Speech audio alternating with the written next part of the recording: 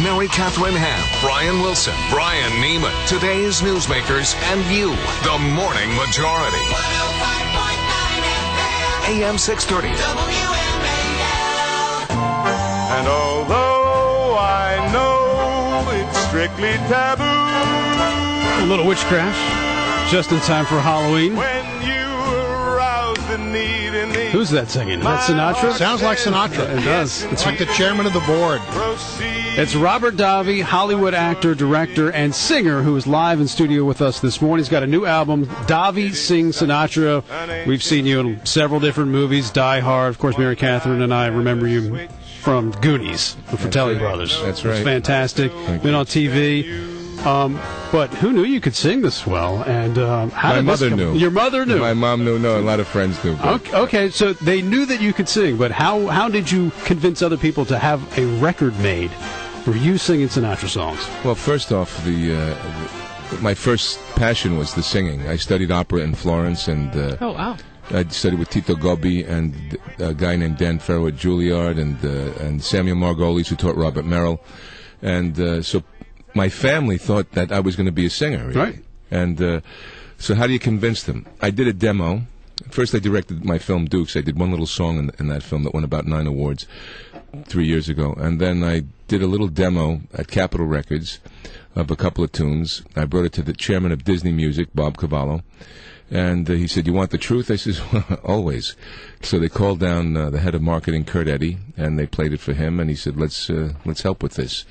And here it is, Davi Sings Sinatra on the road to romance. Now, I just have to stop and say, in the record-producing business, getting an album like this produced is very hard because it's expensive to bring in the full orchestra and to do all of the instrumentation.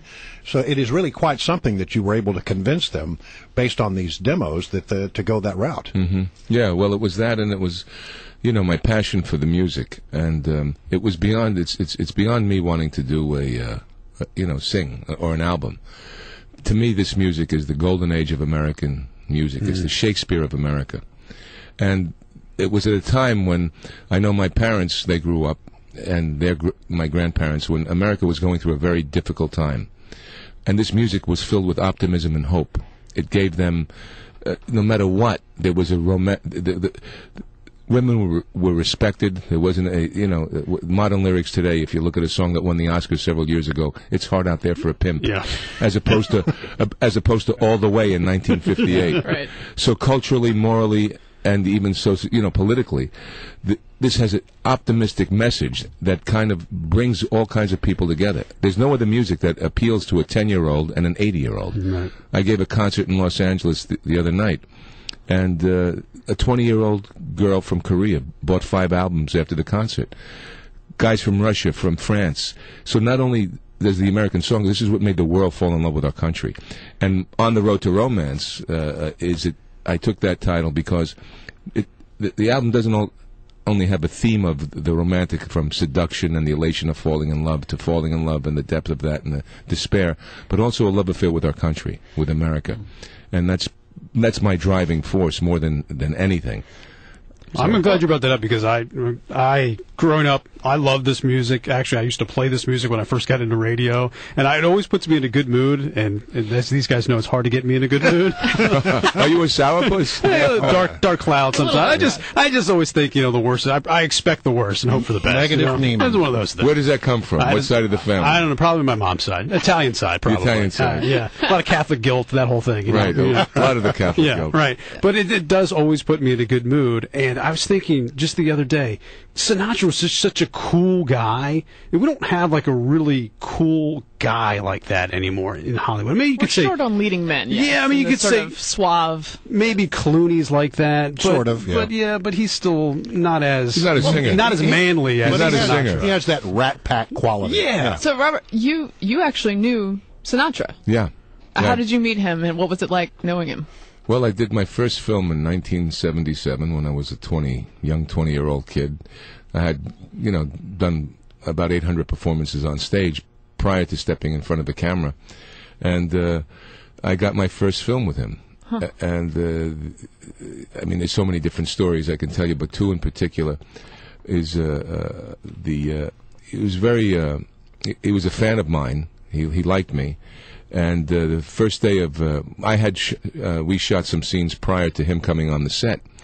And the first day he showed up on the set, and I'm in this big tractor trailer in the driver's side of this thing. Mm-hmm. We were guys, stealing cars from a chop shop. Me and this other character played these two Greek brothers that were these hitmen, right. The Sonatos brothers. And he saw me in the trailer, and he pointed, and he goes, "That stuff you shot the other day is terrific." And he was friendly with me from that moment on. So much so that there was at 2 o'clock in the morning in Little Italy. Now imagine the scene. Oh, wow. Here I am, an Italian-American kid. Right. Doing your first film with Frank Sinatra. In Little Italy. In Little Italy. At 2 o'clock in the morning in a social club. And I'm standing up against the radiator of the place, and there's other people there. Harry Guardino was there. Marty Balsam was there. Martin Gables, who was married to Arlene Francis. And some other interesting characters. And Sinatra looks over to me and sees me quiet, and he goes, "Robert, have a drink." I says, "I don't drink, Mr. Sinatra." He says, "You don't drink, you're fired." I says, "I'll have what you're having." He says, "Get over here." I go to the bar, he puts the bottle of Jack Daniels, and I had my first Jack Daniels with Frank Sinatra. That's pretty cool. Not bad. That's a great That's one to tell the grandkids. Right? Yeah. And then the other fun story is I was working as a waiter about 2 months prior. And I had a great job. It was across from Lincoln Center, this restaurant. And I had gotten fired because I didn't know you had to pay the general manager under the table. Something under the table. I didn't know that. And one day, he just said, "I got to let you go." And I was too stupid to say, "Well, what if I gave you, 20% of my billage?" So I got fired from this restaurant. I was telling Harry Guardino this, who was one of the funniest guys, great actor, Harry. One day, all of a sudden, on the trailer, there's a knock like that. He says, "Come on, we're going to dinner." I said, "Okay." There it is, in the limo with Sinatra, Harry Guardino, Jilly Rizzo.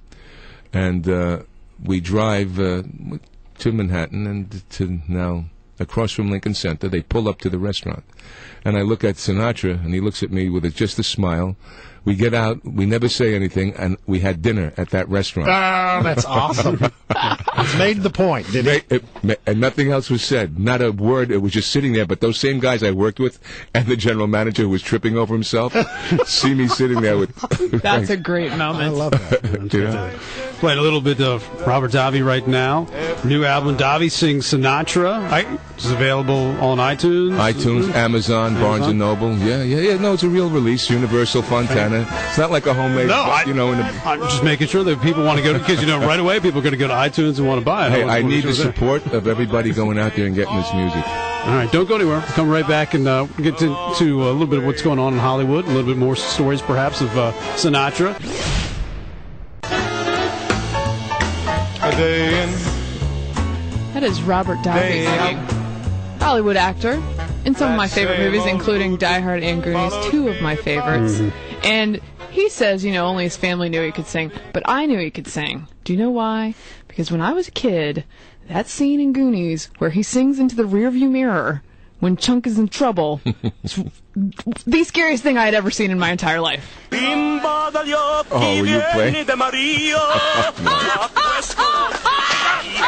Are you doing that to me? I don't believe it.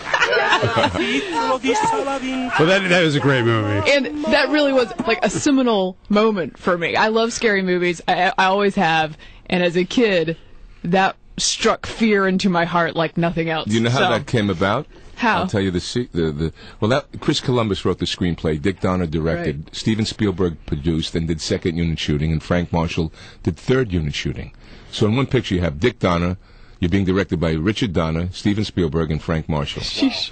And the character, and written by Chris Columbus, of course. So now the character, the Fratellis, was kind of sketched out, and there was one scene when I go in the basement and I feed Sloth.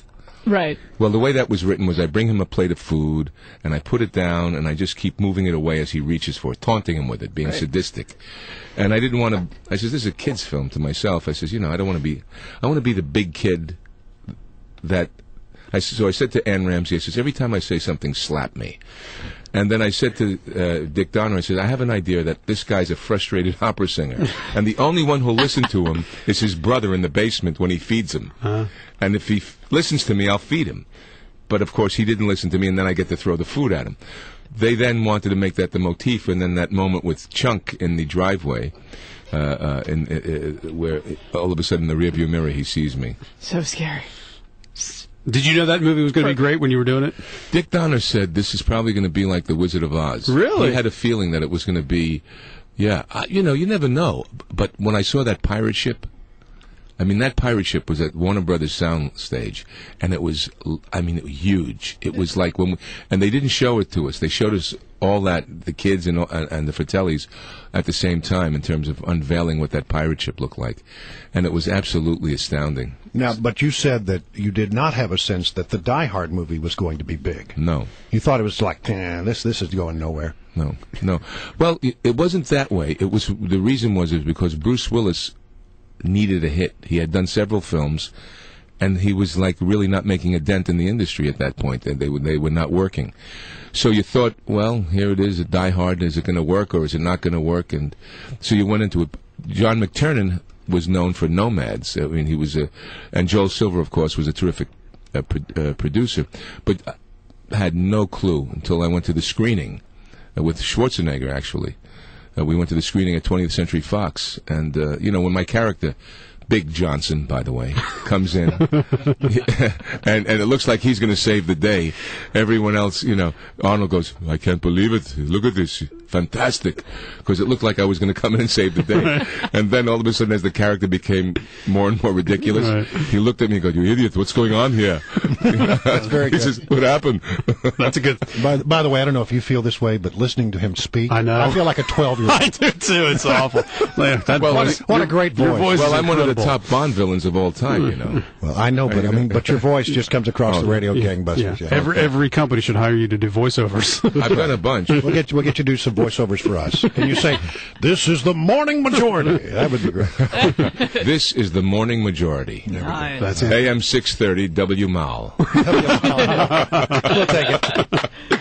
We're talking with Robert Davi, Hollywood actor's new album is out. Davi sings Sinatra on the Road to Romance. You mentioned that you love the music because it showed optimism, and you're really looking at the music world today, and it's, pimp this, do that, whatever. How do you feel about where Hollywood is today? Do you think it's on the right track? Does it need to come back a little bit with morals and everything else?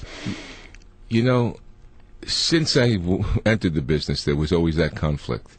But it's an incremental movement toward more and more trash. Mm-hmm. At the same time, people trying to pull it the other way. There's that push and pull that continually happens culturally in Hollywood. And unfortunately, during the push, and there are some great films that are being made. I mean, you can't say that The King's Speech wasn't an interesting film. Mm. And so there are some things coming out. That wasn't necessarily Hollywood, but there are some great pictures being made. That being said, the cultural battle that we're facing in that incremental movement of every time another boundary is broken, you know what I mean? It becomes more and more used to the pub, and there's another boundary being broken, and another boundary. So now, how do you then? You have to shift so hard back to try to get this music. Does that? This music absolutely kind of centers the country, I think, and if we can, my dream. I'll be at the Venetian in February, 23rd, 24th, and 25th, and I'll be touring the country and hopefully the world. And the show that I did, I've been doing live shows, and we've been getting sold out. But it's Davi Sings Sinatra on the Road to Romance, a tribute to Sinatra, the great American songbook in America. And the reason is to help culturally reorganize, because this is a music that came out of the black struggle, the black jazz jump artists and swing artists, and then a lot of Jewish immigrants, right, and sons and daughters of Jewish immigrants who wrote the American songbook. Now you needed the Italians to sing it. But, well, it was great to meet you in person. Great to have you in studio. Best of luck with the album. Davi Sings Sinatra on the Road to Romance.